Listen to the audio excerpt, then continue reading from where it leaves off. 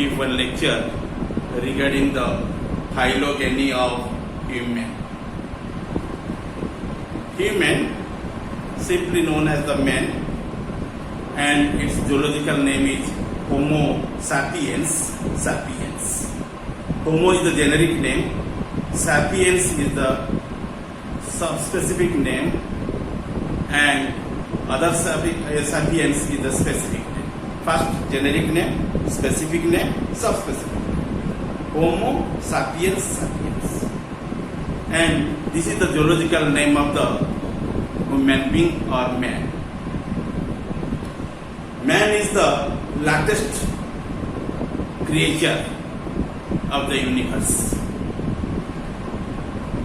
Has evolved like other animals from a simple ancestors on the earth. Man is considered as a supreme animal because it possesses some species, and after it, and however especially the human being or man possesses very specific characteristics such as large size of brain and stereoscopic vision due to the placement of eyes on its face.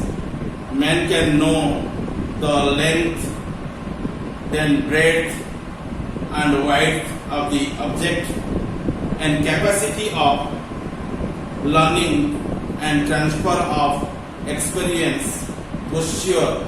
Due to broad pelvis, man can stand and walk erect and can bend easily. And presence of formation magnum, an opening behind the skull. Through this way, generally the brain leads as spinal cord, and that spinal cord traverses through the neural canals of the vertebrae towards the distal part of the trunk, or also at the end of the tail. In case of the human being, after the trunk there is no tail, it leads up to the trunk, not to the tail. Okay, and you must find the magnum at the posteriormost part of the cranium.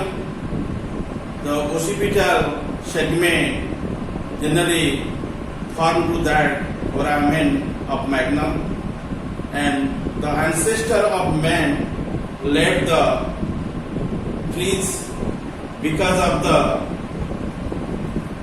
the destruction of the forest and development, the requirement of the ground life, such as the erect posture, longer hind limb, bipedal locomotion, freedom of forelimbs for other purposes, the perfection of binocular vision, lack of tail.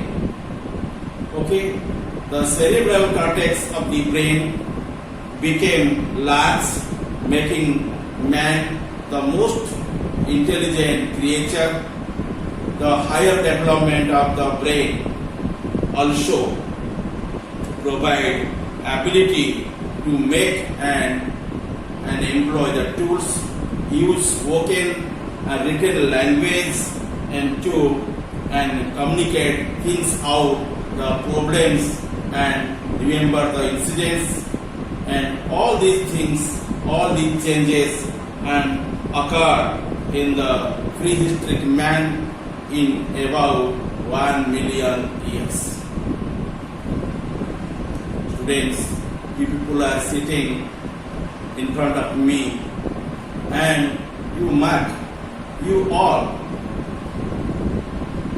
to understand my voice and also have ability to write my deliver lectures, and you can ask the question after understanding the description, and these are the abilities generally acquired by the human being, and other animals generally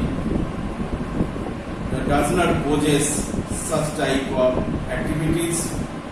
Okay, and due to this account, the human being is more intelligent and remarkable or striking organizing in the world. Let us know about the place of origin and the fossils of the ancestral women forms the mostly found from widely diverse areas of Africa, Asia and Europe. This indicates that man may have originated in Africa and Asia. Type of origin. The type of descent of man between the Miocene and Pliocene periods. Your Miocene and Pliocene, these are the epochs of the period, and because probably the period of transformation of the ape man to human, ape man to human.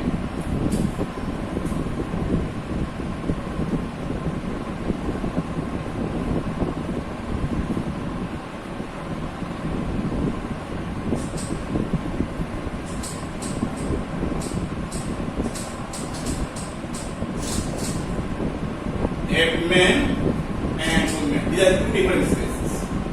Our ancestors are known as the ape man. Okay?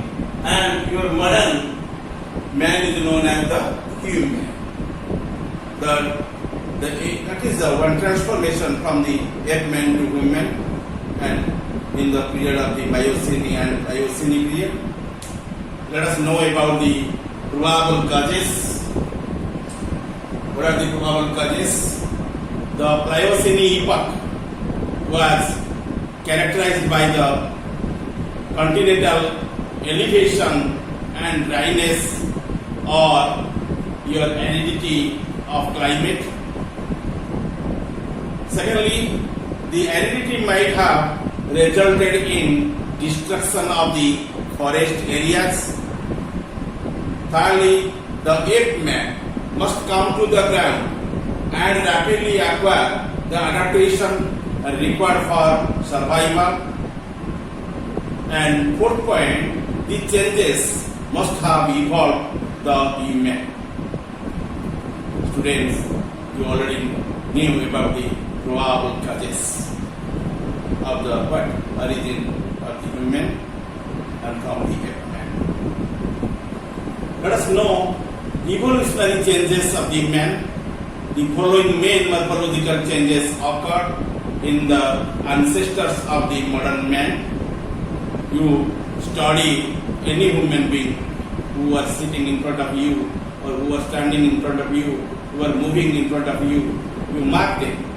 And more erect posture and bipedal locomotion generally exhibited by the human. Yes or no? I think it is yes. Formation of the chin and your flattening of the face. Okay? You mark there the formation of chin. You mark this is the chin, and also flattening of the face. Your face is more or less flattened in comparison with the one ape man. You mark there. Modern men are possessing the well organized face. Okay, chin also be very decent in there, and loss of the body hair and jaw powers. At the time of ape men, you study them, they have the tremendous power to gnawing and chawing the any types of food by their teeth and by also jaws. Okay, and they have the long hairs, but modern man has no so long hairs. The loss of body hairs and jaw powers. In our body, you find very less developed hairs are there, but in the ape man, you mark there, the body possesses very long hairs in their bodies. and jaws are also very powerful, and the teeth are also help to gnawing and also tearing and chewing foods.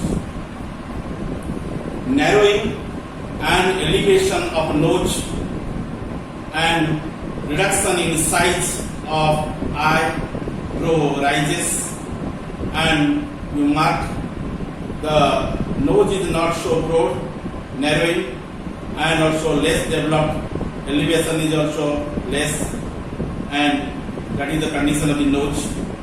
And eye size also be reduction in size of the eye, brow rises and not so well developed in there, and then broadening of the iliac bone of the pelvic girdle, and increases in brain size, that is called as cranial capacity and complexity of the brain. Okay, and perfection is articulated speech, perfection of your opposable thumbs, non-opposable your great toes, increases in height, reduction in size of incisors, and canines, they are not so large, but in case of the wild animals we mark there, the incisors and canines are highly developed, but such type of arrangement is not present in case of the present human being. Okay, and due to reduction size of the incisor and canine, human being is omnivorous in that. Enlargement and rounding of the cranium and broadening of the forehead, and forehead is also well differentiated in case of the modern human being. For sake of convenience, the origin and evolution of the man can be studied under the three major headings, and these headings are known as here prior to F-men including the prehistoric man, and the true man including the modern man. Again listen.